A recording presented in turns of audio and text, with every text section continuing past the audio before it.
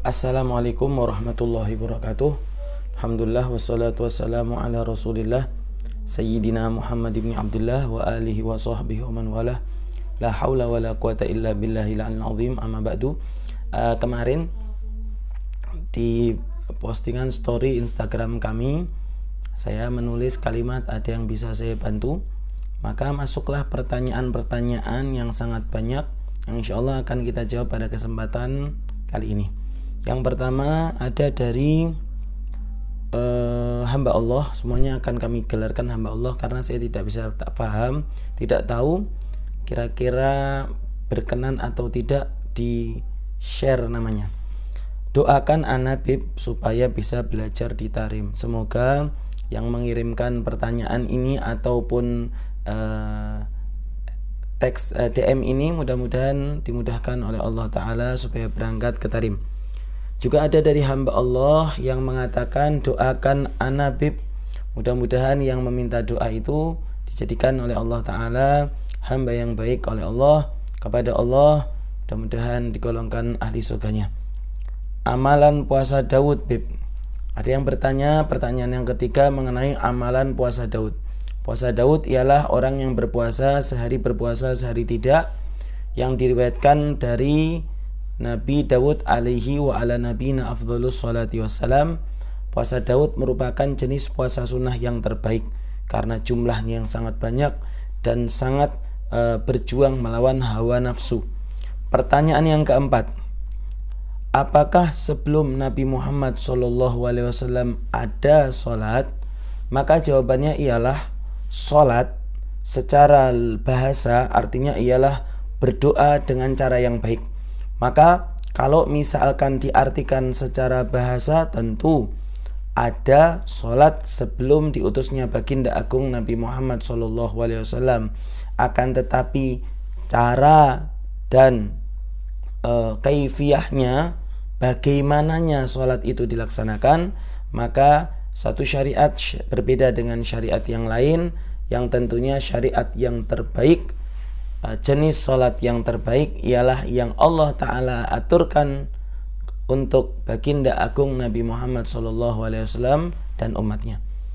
Pertanyaan yang kelima, Assalamualaikum Habib. Waalaikumsalam. Kalau sudah wudu terus menyusui anak kandung, wudunya batal atau tidak? Jawabannya ialah wudu tidak batal dengan menyusui. Wudu tidak batal dengan menyusui. Yang nomor 6, doakan saya dan keluarga sehat selalu Bib. Doakan saya juga biar bisa cepat hafal Quran. Terima kasih. Semoga yang mengirimkan pesan ini mudah-mudahan dijaga oleh Allah Ta'ala kesehatannya, dia dan beserta keluarga, dan juga mudah-mudahan segera bisa menghafal Al-Quran. Amin ya rabbal alamin. Pertanyaan yang ke-7, Assalamualaikum Habib. Waalaikumsalam. Saya mau bertanya bagaimanakah caranya menghilangkan Bagaimanakah cara menghilangkan rasa galau? Syukron. Waalaikumsalam warahmatullahi wabarakatuh. Pertanyaan bagaimanakah cara menghilangkan rasa gelisah? Jawabannya ialah alladzina amanu wa tatmainnu qulubuhum bidzikrillah. Orang-orang yang beriman dan orang-orang yang hatinya tenang dengan ketika mereka berzikir kepada Allah. Ala, ketahuilah, bidzikrillahi tatmainnul qulub. Dengan berzikir kepada Allah Ta'ala akan tenang hati-hati. Maka berbanyak zikir kepada Allah, insyaallah Allah Ta'ala akan tenangkan hatimu. Amin ya rabbal alamin. Pertanyaan yang ke-8, Bib, doa setelah zuhur apa? Doa setelah sholat zuhur tentunya doa itu macam-macam, akan tetapi yang kami dapatkan wirid yang diamalkan oleh guru kami Al-Habib Umar bin Muhammad bin Salim bin Hafid, setelah sholat zuhur membaca La ilaha illallah Al-Malikul Haqqul Mubin 100 kali. Lalu setelah itu membaca Hizbun Nasr lil Imam Abdullah bin Alwi Al-Haddad. Pertanyaan ke-9, Bib, beri saya amalan biar selalu istiqomah. amalan selalu biar istiqomah. Kalau mau mengamalkan bagi sang penanya, maka untuk membantu keistiqomahanmu, amalkanlah wirdul latif di pagi hari dan ratib al-haddad di malam hari. Insya Allah dengan rutinnya kita melakukan wirdul latif atau doa pagi, ratibul haddad doa petang, insya Allah antara doa tersebut dibaca, amal itu akan teratur dan akan istiqomah insya Allah ta'ala. Ini ada pertanyaan ke-10 yang mengatakan live IG lagi dong Bib. Hehehehe. Oh tentu, live IG yang secara kita ngobrol memang bukan sering, jarang. Akan tetapi live IG selalu kami sertakan di dalam dakwah virtual kami. Insya Allah akan selalu kita jaga tali silaturahim, sambungan tali silaturahim via Instagram insya Allah. Maka kalau bisa anjurkan teman-temannya untuk follow. Yang ke-11, cara menghafal dan murojaahnya. Ada satu riwayat daripada Al-Habib Ahmad bin Zain Al-Habsyi bahwa sungguhnya ketika beliau sebelum proses menghafal, maka beliau membaca yang mau dihafal 25 kali. Lalu beliau menghafal, lalu setelah selesai menghafal dibaca 25 kali. Nah, ini termasuk cara yang saya yakin sangat efisien untuk diamalkan. Pertanyaan yang ke-12. Kisah pertama kali terkuaknya kewalian Habib Ahmad Tempel. Al-Habib Ahmad bin Ali Bafaqih yang beliau terkenal dengan Habib Ahmad Tempel merupakan salah satu di antara kaum solihin yang terkenal dari daerah istimewa Yogyakarta. Adapun menurut riwayat yang kami dengar bahwa sungguhnya muncul keutamaan beliau atau kewalian beliau semenjak beliau terkunci di masjid gede atau masjid agung, masjid gede keraton daerah istimewa Yogyakarta, keraton Ngayuk Yogyakarta Hadiningrat. Lalu di dalam masjid itu beliau bermunajat kepada Allah, lalu Allah Ta'ala berikan pertolongan kepada beliau, dan sejak saat itu beliau terkenal dengan orang yang mustajabud doa, yang doanya sangat diijabah oleh Allah Subhanahu wa Ta'ala. Semoga yang melihat video ini Allah Ta'ala sampaikan untuk bisa berziarah ke Habib Ahmad bin Ali Bafaqih di Dusun Kemusuh, di Dusun Kemusuh Sleman Yogyakarta insyaallah. Ada yang bertanya, pertanyaan ke-11. Pertanyaan ke 1, 2, 3, 4, 5, 6, 7, 8, 9, 10, 11, 12, 13. Pertanyaan yang ke-13. Beb, kapan terakhir ke Tarim? Mohon doa kepada semuanya. Semenjak saya pulang dari Tarim tahun 2009 belum sempat ke sana. Saya mohon doa bagi semuanya, semoga Allah Ta'ala mudahkan kami untuk berangkat ke Tarim lagi, berziarah ke Tarim, dan mudah-mudahan yang ikut mendoakan saya dan mengamini doa ini, mudah-mudahan Allah Ta'ala mudahkan untuk berangkat ke Tarim. Amin ya rabbal alamin. Ke-14, doain Ustadz bisa hadir ke sana, hadirkan selalu di majlis antum insyaallah. Insyaallah. Yang ke-15. Assalamualaikum Bib. Kalau kita bermimpi ulama pertanda apa ya Bib? Saya beberapa kali bermimpi Habib Rizik.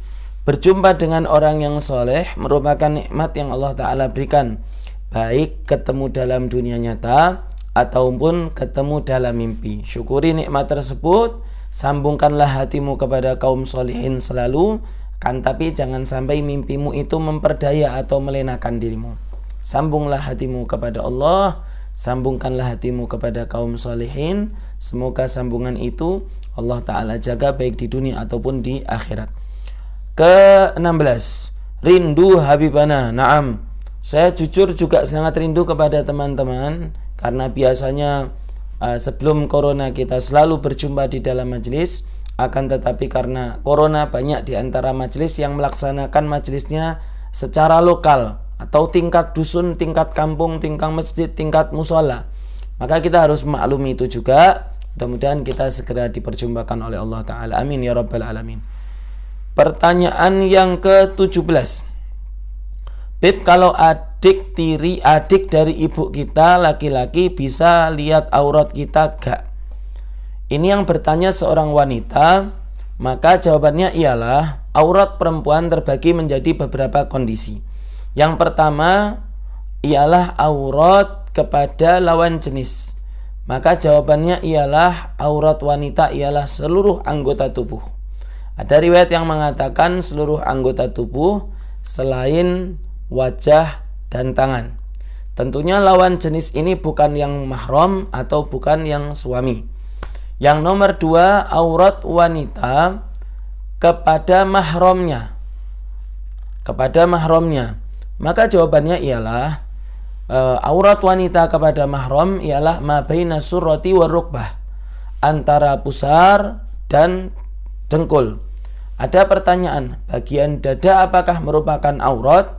Jawabannya tidak, akan tetapi berhubung menjadi uruf, adat, budaya atau kebiasaan di setiap daerah, di atas pusar, di bawah, di daerah dada, ini sangat gampang dan sangat mudah menimbulkan fitnah, maka ditutup karena khawatir daripada timbulnya fitnah.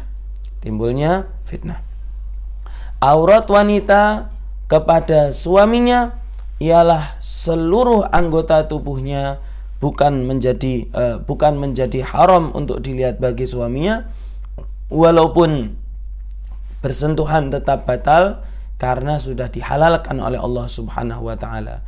Jadi jawaban adik ibu, kalau itu memang ibu kandung, maka adik dari ibu kita ialah mahram bagi kita. Baik yang laki-laki adik ibunya perempuan, atau baik yang perempuan adik ibunya laki-laki, maka itu mahram. Boleh melihat rambut, boleh melihat kaki di bawah dengkul, tidak wajib untuk berjilbab dan lain-lain. Boleh berjabat tangan dan bersentuhan tentunya. Pertanyaan berikutnya, Beb, bagaimana hukumnya orang haid masuk masjid tapi pakai pembalut? Jawabannya ialah masuk ke dalam masjid haram bagi orang yang sedang haid, baik dengan bawa pakai pembalut atau tidak, karena dikhawatirkan dengan masuknya itu dia akan berhenti, kecuali ketika dia hanya sekedar lewat saja, maka boleh lewat ke dalam masjid bagi seorang wanita yang haid kalau dia tidak khawatir akan mengotori masjid karena diamankan dengan pembalut. Live IG Habib, pesan berikutnya insyaallah kita akan live IG. Doakan saya panjang umur bisa bertemu bulan Ramadan. Allahumma barik lana fi baqiyah min syahri Rajab wa Sya'ban wa ballighna Ramadan. Amin ya rabbal alamin. Mohon doanya Habib, mudah-mudahan pian beserta keluarga diberikan keberkahan. Amin. Barakallahu fik untuk yang mengirimkan. Minta ijazah doa Habib biar cepat ketemu jodoh. Insyaallah doakan kita bisa berjumpa sehingga saya bisa memberikan ijazah secara langsung. Doain saya Habib, barakallahu fik, barakallahu fik. Ada yang ingin bertanya Habib, silakan langsung bertanya sehingga saya bisa jawab. Oh, ternyata jawabannya setelahnya. Izin bertanya, posisi tangan saat sujud jika terlapisi mukena saat sholatnya. Jawabannya ialah kalau misalkan ketika dalam keadaan sujud tangannya terlapisi mukena, bahkan kalau misalkan tangannya pakai kaos tangan, jawabannya ialah sah karena tangan kaki tidak diwajibkan langsung bersentuhan dengan tempat sujud. Berbeda dengan dahi. Kalau dahi itu wajib langsung bersentuhan dengan tempat sujud. Mudah-mudahan kajian ini bermanfaat. Amin amin ya rabbal alamin. Hadanallahu wa iyyakum ajma'in. Assalamualaikum warahmatullahi wabarakatuh.